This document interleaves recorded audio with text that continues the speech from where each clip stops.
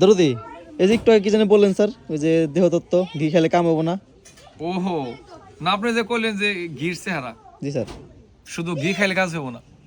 দেশের আপনার আত্মতত্ত্বর যেটা ভাব ধারাটা আছে আপনি, এটা শ্বাস প্রশ্বাসের কাজ আছে যে আপনি আপনি ঘি খাইলেন, আপেল আঙ্গুর খাইলেন, আপনি যেখান থেকে আপনার পানি সোয়ায় ওই জায়গাটা বন্ধ করতে হবে। আত্মশুদ্ধি করতে হবে, খাস বাংলা বলে দেন, আত্মশুদ্ধি না হলে ঠিক আছে। কিছুই হবে না। আপনি নহরটা স্যার বন্ধ করে রাখতে হবে, খাইলে কাজ হবে না। খাইলে চলে গেল ইনপুট আউটপুট, আউটপুটটা ক্লোজ করবেন, মাঝে মাঝে খুলবেন। যতবার করিবে হরণ ততবার হইবে জনম। ক্ষয় করলেন তো শেষ, ক্ষয় করা যাবে না, ধরে রাখতে হবে। ধরে রাখতে হবে। আর ধরে রাখতে হলে সাধন ভোজন আছে, এমনি এমনি মুগ্ধ করলে হয় না। 12 বছর সাধনা করে শিখছি এটা, অবশ্যই এমনি এমনি। সাধারণ মতন কঠিন একটা ব্যাপার। এই জন্য একজন মানুষ সাধন করে না দরদি, তারা কয় না অনেকজনের জনম চলে যায়, হবে না। অনেকজন এই জনমটা চলে যাবে, এই জনম তার হবে না।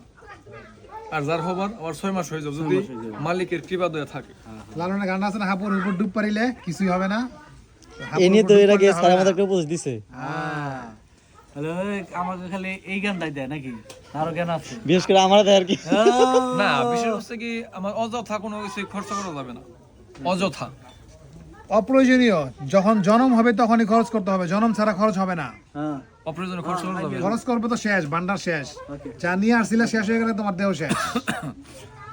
ওইটাই। ঠিক আছে, ভালো থাকবেন, কমেন্টে জানাবেন যদি আপনারা কেউ জেনে থাকেন।